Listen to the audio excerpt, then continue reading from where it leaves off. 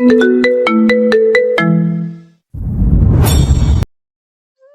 কতক্ষণ আবেশ ভাই? ঘুম পাচ্ছে আমার। ফুলের ঘুম জড়ানো কণ্ঠ শুনে হালকা হাসে আবেশ। ঘুমিয়ে পড়। আমি কি বারণ করেছি? কিভাবে ঘুমাবো? তুমি তোমার হাতই ছাড়ছো না। হাতের উপর থেকে চোখ সরিয়ে ফুলের দিকে তাকায় আবেশ। কাল আমাদের বিয়ে ফুল, আজ মেহেন্দি না দিলে আর কখন দেব? কথাটা যেন ফুলের কর্ণগ্রহরে তীব্র আলোড়ন তুলল। আচমকা এমন অনুভূতি হওয়ার কারণ খুঁজে পেল না ফুল। আশ্চর্য, এমন তো নয় যে কথাটা সে এই প্রথম শুনেছে বা আবেশ ঠাট্টা করেছে, তেমনটাও নয়। আজ থেকে ৩ মাস আগেই উদ্যানকে ডিভোর্স দিয়ে দিয়েছে ফুল। হ্যাঁ, ডিভোর্স দিয়ে দিয়েছে। কত কাঠখড় পুড়িয়ে উদ্যানকে নিখোঁজ দেখিয়ে নির্যাতনের আলামত শো করে একপাক্ষিক ডিভোর্স দেওয়ার অনুমতি পেয়েছিল ফুল।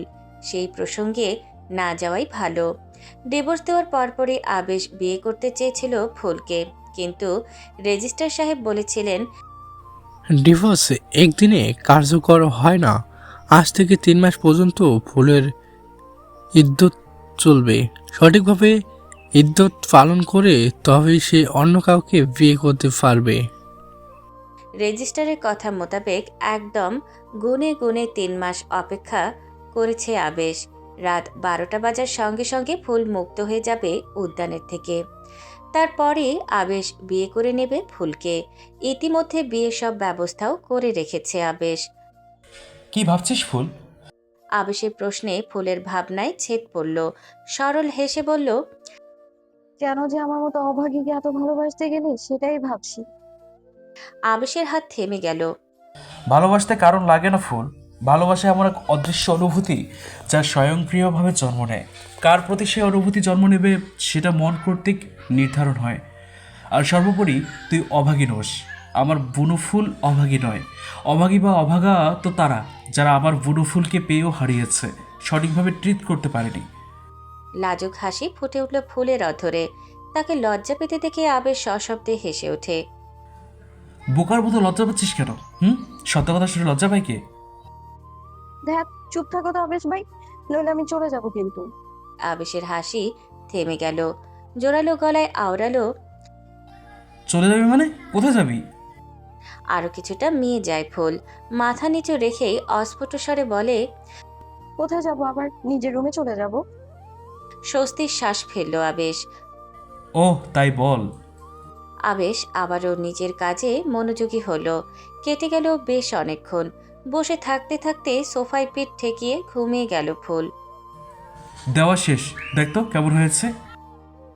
মেহেন্দি দেওয়া শেষ করে ফুলের উদ্দেশ্যে বলল আবেশ, কিন্তু তাকিয়ে দেখলো ফুল ঘুমিয়ে গেছে। মুহূর্তেই থমকে গেল আবেশ। একসাথে থাকার পর এভাবে ঘুমন্ত ফুলকে দেখার সৌভাগ্য হয়নি তার। সর্বদা ওড়না দ্বারা মাথা ঢেকে রাখে ফুল। আজও মাথায় ওড়না আছে, তবে কিছু সংখ্যক অবাধ্য চুল ফুলের ঘুম ভাঙানোর চেষ্টায় জ্বালাতন করছে। ভাবনাটা অযৌক্তিক হলেও আবেশের তাই মনে হচ্ছে। নয়তো কেন চুলগুলো ফুলের ঘুমে বিঘ্ন ঘটাতে উঠে পড়ে লেগেছে? ঘুমে আচ্ছন্ন ফুলের সৌন্দর্য কোনো রূপকথার জগতের কাল্পনিক পরীর সাথে তুলনা করা যায়।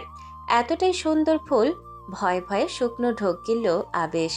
দৃষ্টি সরিয়ে নেওয়ার চেষ্টা করেও ব্যর্থ হলো। বেপরোয়া চোখজোড়া যেন চুপি চুপি ফুলের সৌন্দর্য অবলোকনের সুযোগ হাতছাড়া করতে প্রস্তুত নয়।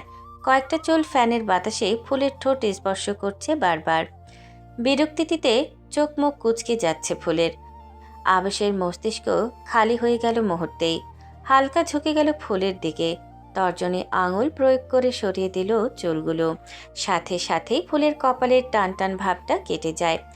আবেশ স্থান কাল সময় ভুলতেই বসেছে। তাদের মাঝকার দূরত্ব বিপদসীমায় নেমে এসেছে। ফুলের শ্বাস প্রশ্বাসও যেন অনুভব করতে পারছে আবেশ। হঠাৎ করে কলিং বেল বেজে ওঠে। হুঁশ ফেরে আবেশের। তড়িৎ গতিতে ফুলের থেকে দূরে সরে যায়। ঘুম ভেঙে যায় ফুলেরও। একাধারে বেজেই চলেছে কলিং বেল। জোরে জোরে শ্বাস নিচ্ছে আবেশ। তাকে এতটা অস্থির দেখে ফুলের চোখ থেকে নিমেষেই ঘুম উবে যায়। কি হয়েছে আবেশ ভাই? কে এসেছে? এভাবে কলিং বেল বাজাচ্ছে কে? চোখ বন্ধ করে নিজেকে ধাতস্থ করে নিল আবেশ। ডানে বামে মাথা নেড়ে বলল, জানি না কে এসছে, দাঁড়া, আমি গিয়ে দেখছি। শার্টের হাতা ঠিকঠাক করতে করতে আবেশ এগিয়ে যায় দরজার দিকে। এত রাতে কে আসতে পারে? অদ্ভুত। তার উপর এতবার কলিং বেল বাজাচ্ছে। মাথার ওড়না ঠিক করার জন্য হাত ওঠাতেই হাতের মেহেন্দিতে চোখ যায় ফুলের। শখের বশেই ফুলের হাতে মেহেন্দি দেওয়ার ইচ্ছা পোষণ করেছিল আবেশ। যতটা সম্ভব ভালোভাবে দেওয়ার চেষ্টা করেছে, খারাপ হয়নি। পুরো ডিজাইনে চোখ বুলিয়ে ফুলের দৃষ্টি আটকে যায় আবেশ লেখা স্থানে। খুব শুকনোভাবে ডিজাইনের মধ্যে আবেশ নিজের নাম লিখে দিয়েছে। লেখাটা দেখে গলা শুকিয়ে যায় ফুলের। মনে পড়ে যায় মেলোর মেহেন্দির রাতের কথা। ঘটনাচক্রে মেলোর হাতের ছাপ পড়ে গিয়েছিল ওর হাতে। সেই নাম মোছার কত চেষ্টাই না করেছিল সেদিন, কিন্তু সফল হয়নি। আকাশের বুকে থাকা চাঁদের ন্যায় অজস্র কলঙ্ক নিয়েও দেহ লেখাটা জলজল করছিল তার হাতে। দরজা খুলে অপর পাশে থাকা লোকটাকে দেখার জন্য মোটেও প্রস্তুত ছিল না আবেশ। লোকটাকে দেখা মাত্রই যেন তার দুনিয়া উল্টো দিকে ঘুরে গেল। লক্ষ্য থেকে 2 কদম দূরে থাকা আবেশ যেন আবারও সেই স্থানে পৌঁছে গেল যে স্থান থেকে সে যাত্রা শুরু করেছিল। আবেশকে এভাবে দাঁড়িয়ে থাকতে দেখে ফুলের টনক নড়ল। কে এসেছে দেখার জন্য দরজার দিকে উকি দিতে শিহরণ বয়ে যায় ফুলের শরীরে। এ কাকে দেখছে সে? কে এই লোক? দাঁড়িয়ে থাকার শক্তি হারিয়ে ফেলেছে ফুল। ভারসাম্য হারিয়ে ফ্লোরে বসে পড়ল। অস্ফুট স্বরে উচ্চারণ করল। তেহজিব উদ্দান খানজাদা। আবেশ পিছিয়ে যেতে লাগলো। যে করে হোক ফুলকে নিয়ে পালাতে হবে। Long time no see. Didn't think I would miss you this much. Good to see you again, wifey. কথাটা বলেই রুমে ঢুকে গেল উদ্যান। তার পেছনে দাঁড়িয়েছিল সোহম, অনি, লোহান, মেলো আর রিদম। এতক্ষণ যাবৎ স্বাভাবিক ভঙ্গিতে দাঁড়িয়ে থাকলেও উদ্যানের মুখ নিঃসৃত ওয়াইফি সম্বোধনে স্ট্যাচু হয়ে গেছে। প্যান্টের পকেটে হাত গুজে ফুলের সামনে গিয়ে দাঁড়ায় উদ্যান। ফ্লোরে লুটিয়ে থাকা উদ্যানের ছায়ার দিকে তাকিয়ে থরথর করে কাঁপছে ফুল। উদ্যান এবার ঘাড় বাঁকিয়ে দরজার দিকে তাকালো। Come closer, guys. You should meet her, my wife. Rhythm এবার উদ্যানের পাশে এসে দাঁড়ায়। প্রশ্নবিদ্ধ চোখে জিজ্ঞেস করে, Are you drunk or what? উদ্যান এবার হাঁটু গেড়ে বসে পড়ল ফুলের সামনে। তাকে ফুলের কাছে যেতে দেখে আবেশ ছুটে আসতে নেয়, কিন্তু তার আগেই উদ্যান হাত দিয়ে ইশারা করে। সঙ্গে সঙ্গেই লুহান আর সোহম এসে আবেশকে টেনে ধরে। যদিও আবেশ ধারণা পেয়ে গেছে তাদের সম্পর্কে, কারণ ফুলের মুখ থেকে এখানে উপস্থিত সবার সম্বন্ধে কাল্পনিক ধারণা পেয়েছিল আবেশ। ফুলের মাথা নিচু, মাটিতে হাঁটু গেড়ে পা গুটিয়ে এমনভাবে বসে আছে যেন কোনো অদৃশ্য শক্তির সামনে বিনত। গাল বেয়ে টপটপ করে অশ্রুজল গড়িয়ে পড়ছে কোলের ওপর। ফুলের দিকে দৃষ্টি স্থির রেখে উদ্যান শীতল গলায় বলল, আমি সম্পূর্ণ সুস্থ স্বাভাবিক মস্তিষ্কে ওকে নিজের স্ত্রী হিসেবে স্বীকৃতি দিচ্ছি। By the way, actually she has been my wife for a long time. অনি রুমের ভেতর ঢুকে গেলেও মেলো স্থির চিত্তে বাইরে দাঁড়িয়ে রইল। অনি কিছু বলতে যাবে তার আগেই ফুল চিল্লিয়ে উঠল, আমি 3 মাস আগেই আপনাকে ডিভোর্স দিয়ে দিয়েছি। আমার উপর আপনার আর কোনো অধিকার নেই, চলে যান আপনি।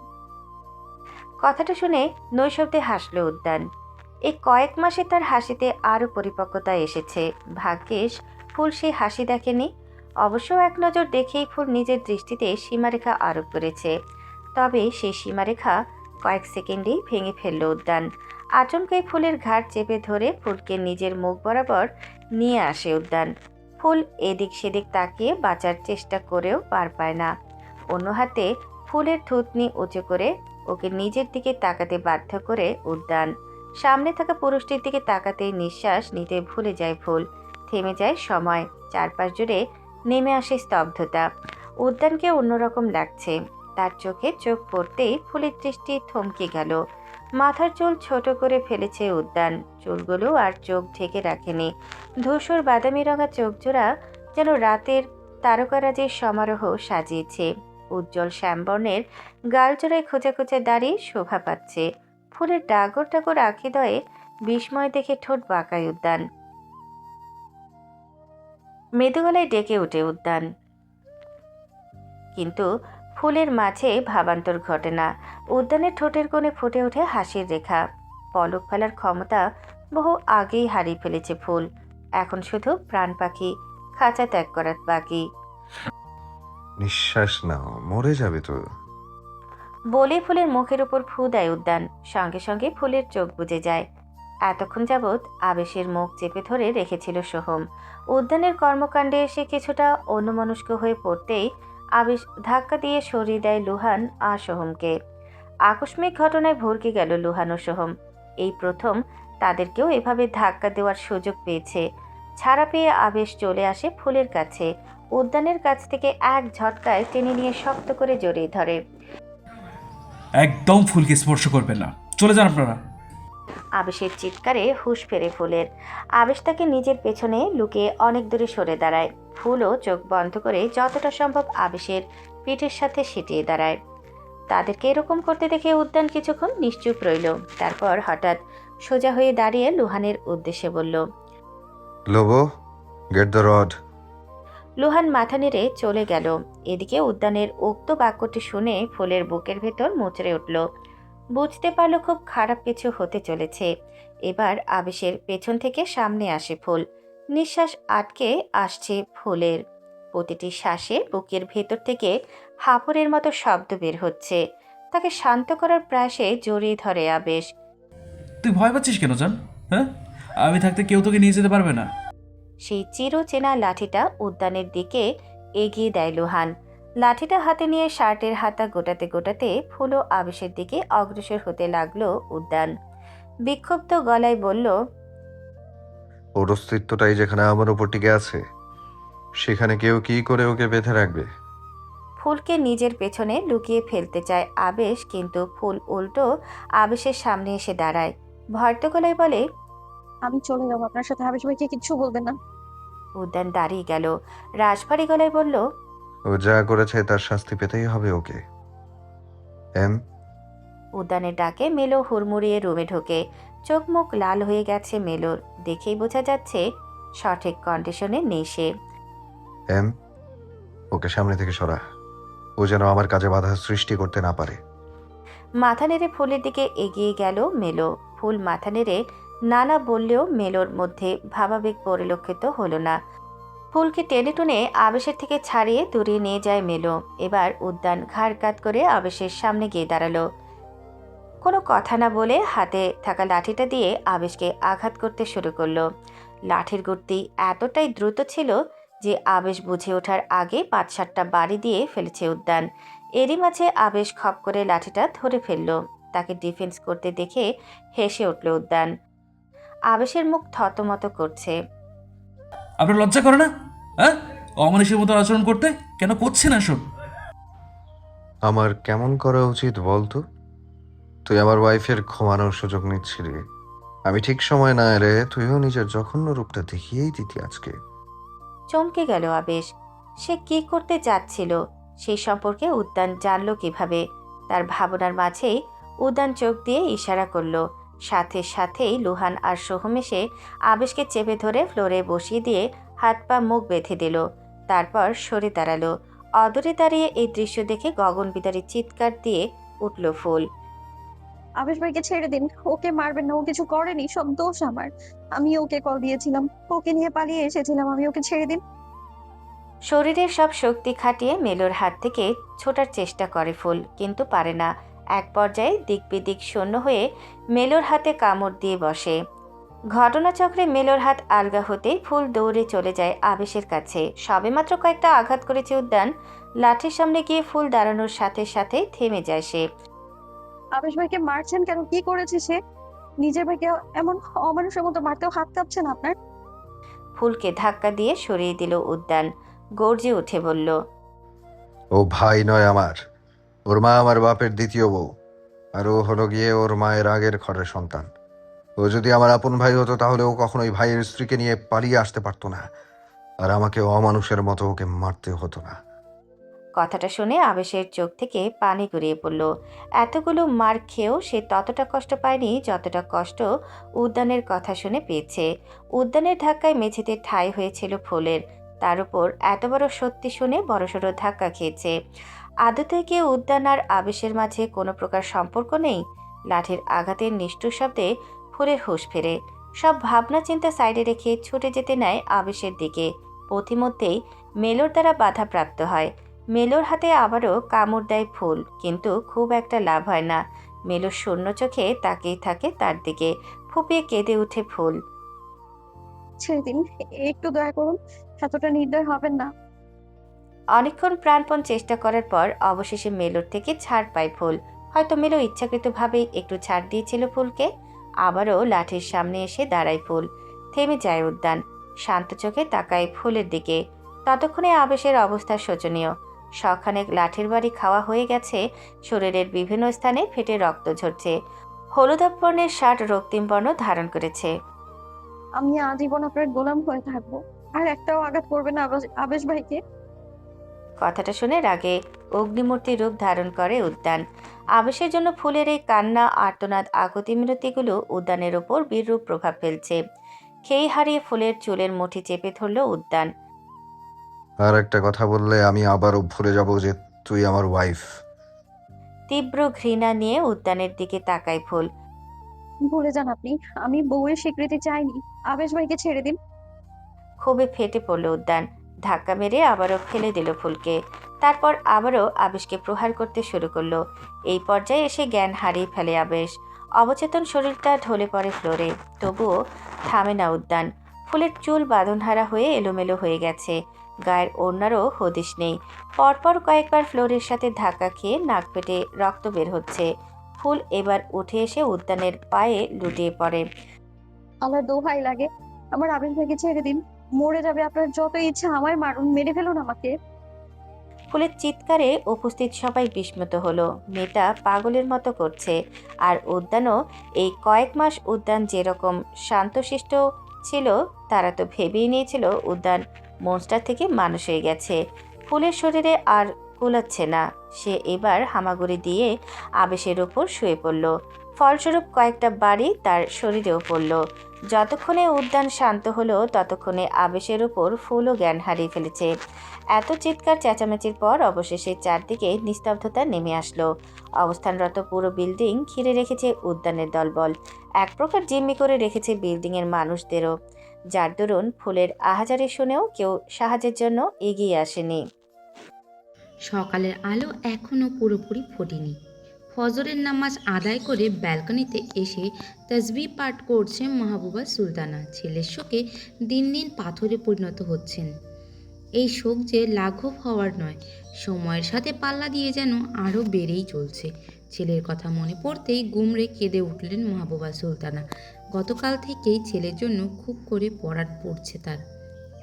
ঝাপসা দৃষ্টিতে রাস্তার দিকে তাকাতে অদ্ভুত শিহরণ জাগানো দৃশ্য নজরে এলো।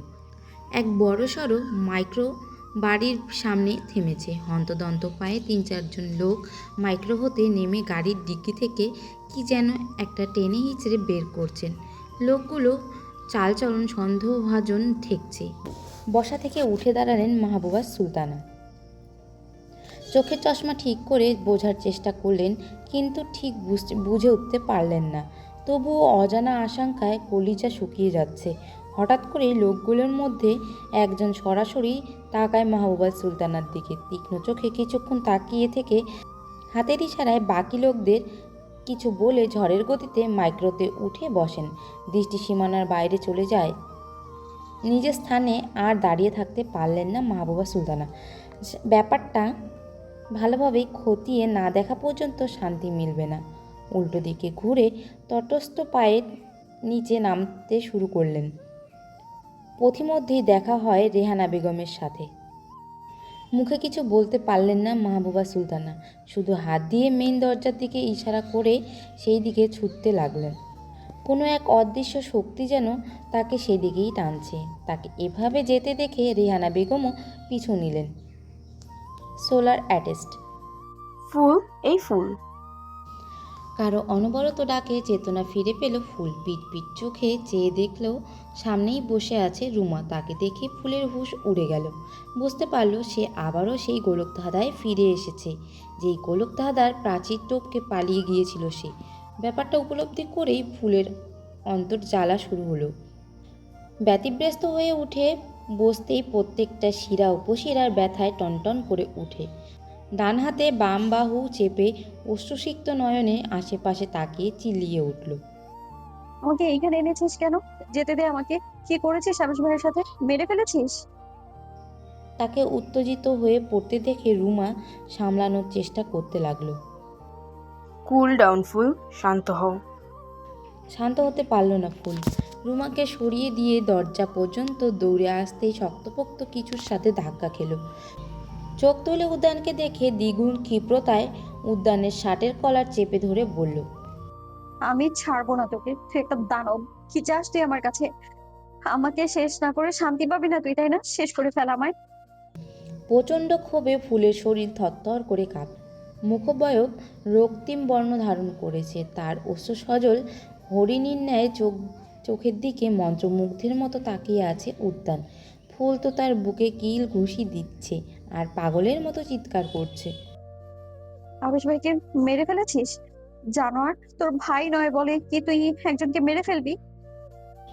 হঠাৎ করেই ফুলের হাত ধরে ফেলল উদ্যান, শান্ত গলায় বলল, আমি মারিনি ওকে, বেঁচে আছে। পাগলামি বন্ধ করো। রাগে দিশা বিশা হারিয়ে ফেলেছে ফুল। উদ্যানের হাত ছাড়ানোর চেষ্টা করে বলল, কিসের এত বাহাদুরি তোর? কেন আঘাত করেছিস আবিশ ভাইকে? তোর শত্রুতা তো আমার সাথে ছিল। আমাকে মেরে ফেলে সব শত্রুতা চুকিয়ে দিতি, তা না করে নিরপরাধ আবেশ ভাইকে আঘাত করেছিস কেন তুই? হ্যাঁ, লজ্জা করে না তোর? বারবার নিজেকে দানব হিসেবে উপস্থাপন করতে লজ্জা হয় না তোর? ফুলের ফোলা ফোলা ভেজা গালের দিকে তাকিয়ে নিস্তেজ গলায় উদ্যান বলল, লজ্জা কেন করবে? সত্যি প্রকাশে লজ্জা তো ভিতুরা পায়। আর আমি ভীতু নই। রইল আবেশকে মারার কথা। সত্যি বলতে ওকে মারার কোনো প্ল্যান ছিল না আমার। লাস্ট পর্যায়ে এসে ও এমন কিছু করে বসেছিল যে আমাকে নিজের প্ল্যানের বাইরে গিয়ে ওকে পানিশ করতে হয়েছে। কোনো কিছু শোনা বা বোঝার মতো অবস্থায় ছিল না ফুল।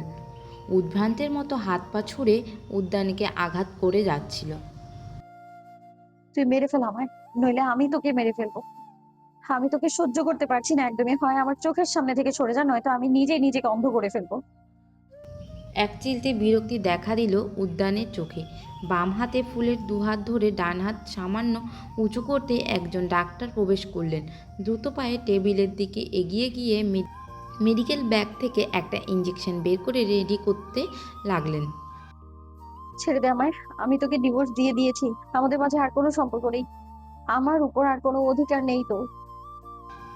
কথাটা শুনে ডান হাতে ফুলের ঘাড় চেপে ধরে ওকে নিজের কাছে টেনে নেয় উদ্যান। মুখ বরাবর ঝুঁকে ফুলের ঠোঁটের ওপর দৃষ্টি নিক্ষেপ করে। রাগে ফুলের অধৈর্যগোল কাঁপছে। তাকে দেখে মনে হচ্ছে হাড় কাঁপানো শীতে তুষার আচ্ছাদিত বাগানে ফেলে রাখা হয়েছে।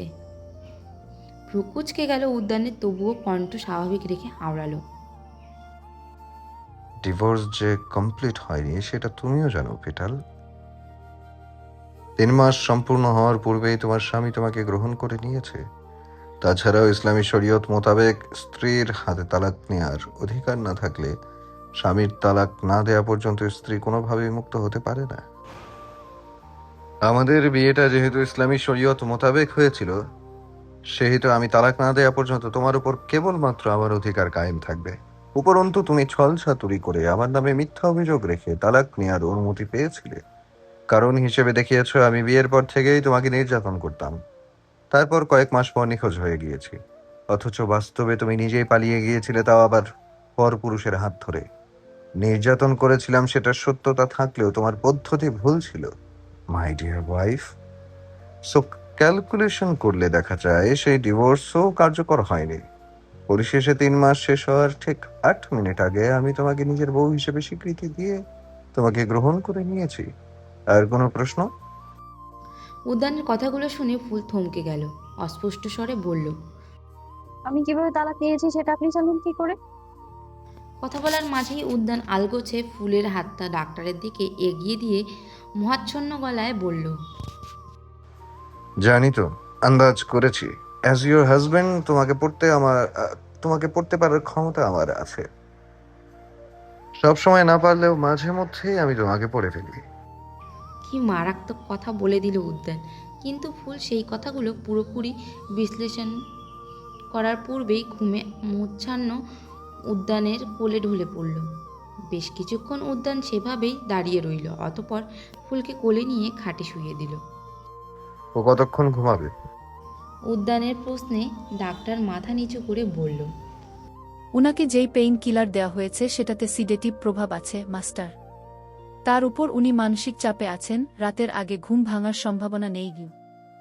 উদ্যান মাথা নাড়তেই ডাক্তার নিজে জিনিসপত্র নিয়ে বেরিয়ে গেলেন। ডাক্তার চলে যেতেই পুরো রুমে চোখ বুলায় উদ্যান। ঠিক 3 দিন পূর্বে কক্সবাজার যাওয়ার আগে এই পুরো রুমটাকে স্পেশালি ফুলের জন্য সাজিয়ে রেখে গিয়েছিল উদ্যান। ফুলকে জোর করে আনতেই হবে সেই বিষয়ে অবগত ছিল উদ্যান, কিন্তু এভাবে সব কিছু ঘেঁটে ফেলতে চায়নি সে। মাস্টার, আমি কি চলে যাব? রুমার প্রশ্নে তপ্ত শ্বাস ফেলল উদ্যান। বিছানা থেকে উঠে দরজা পর্যন্ত এগিয়ে গিয়ে বলল, যা, কিন্তু কিছুক্ষণ পর এসে ওকে দেখে যাবি। উদ্যান নিজেও রুম থেকে বেরিয়ে চলে গেল। রাত 10টা। টেরেসে থাকা গোলাকৃত টেবিলের চারপাশে বসে আছে সোলার অ্যাটেস্টের সদস্যবৃন্দ। টেবিলের ওপর রাখা বিভিন্ন রঙের ড্রিঙ্কস। তার মানে কক্সবাজার ট্যুরে যাওয়ার প্ল্যান আর বউকে ফিরিয়ে আনার জন্যই করেছিলি, হ্যাঁ? সোহমের প্রশ্নে হ্যাঁ বোধক মাথা নেড়ে টেকিলা পূর্ণ গ্লাসে চুমুক দেয় উদ্যান। আমি এখনো বিশ্বাস করতে পারছি না তুই এভাবে আমাদেরকে না জানিয়ে বিয়ে করে নিয়েছিস। লুহান বলল, না জানিয়ে বিয়ে করেছিস সেটা মানলাম, কিন্তু লুকিয়ে রাখলি কেন? রিদম প্রশ্ন ছুড়ল। লুকিয়ে রেখেছিলাম কোথাও, শুধুমাত্র জানানোর প্রয়োজন বোধ করিনি। এটা তেমন বড় কোনো বিষয় ছিল না। আর চোখে তাকালো অনি, ভ্রু কুঁচকে বলল, তা এখন জানালি কেন? ভাবলেশীন গলায় উদ্যান বলল, বিয়েটা বড় কোনো বিষয় ছিল না, কিন্তু বর্তমানে বিষয়টাই সবচেয়ে বড় বিষয় পরিণত হয়েছে, তাই জানিয়ে দিলাম। কিন্তু মেয়েটাকে খুঁজে পেলি কিভাবে? অনেকক্ষণ চুপচাপ থাকার পর রিদম জিজ্ঞাসা করলো। হাতে থাকা গ্লাসটা তলা দিয়ে টেবিলের ওপর দুবার শব্দ করলো উদ্যান। সঙ্গে সঙ্গে একজন সার্ভেন্ট বোতল থেকে গ্লাসে টেকিলা ঢেলে দিল। লোক ভাড়া করেছিলাম ওকে খোঁজার জন্য। লুহান বলল, আমাদেরকে বলতে পারতি, 7 দিনে খুঁজে বের করে দিতাম, 7 মাস লাগতো না। 2 আঙ্গুল দিয়ে কপাল চেপে ধরল উদ্যান, বিড়বিড় করে বলল, আমি ধীরে সুস্থে খুঁজেছি ওকে, তাড়াতাড়ি খুঁজে পেতে চাইনি। মেয়েটা বলছিল ও নাকি 3 মাস আগেই তোকে ডিভোর্স দিয়ে দিয়েছে। এসব কেন বলছিল?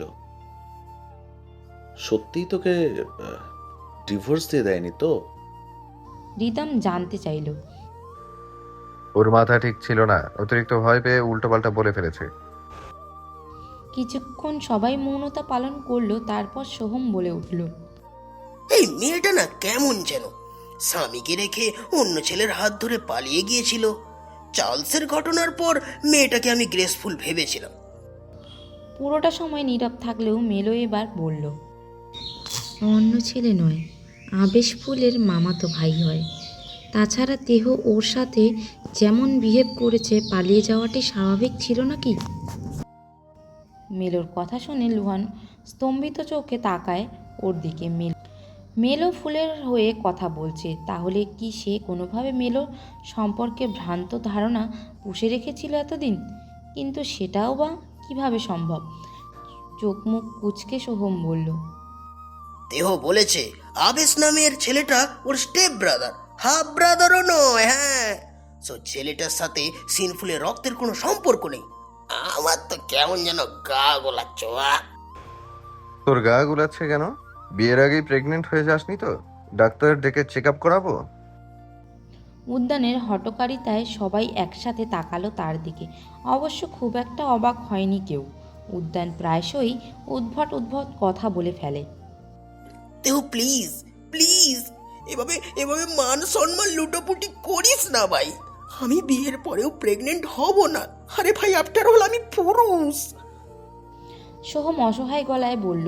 উদ্যান এবার বসা থেকে দাঁড়িয়ে পকেটে হাত গুজে বলল, এরপর থেকে মেয়েটাকে নিয়ে কিছু বলার আগে ভেবে চিন্তে বলবি। মেয়েটা আমার ওয়াইফ, সেটা ভুলে গেলে তোর কপালে দুঃখ আছে। আর রইল গা গুলানোর বিষয়টা, গা গুলানোর মতো কিছুই করেনি মেয়েটা। ফ্ল্যাটে ওদের রুম আলাদা ছিল, আর মেয়েটা নিজের ক্যারেক্টার সম্পর্কে বহু আগে পরীক্ষা দিয়ে ফেলেছে।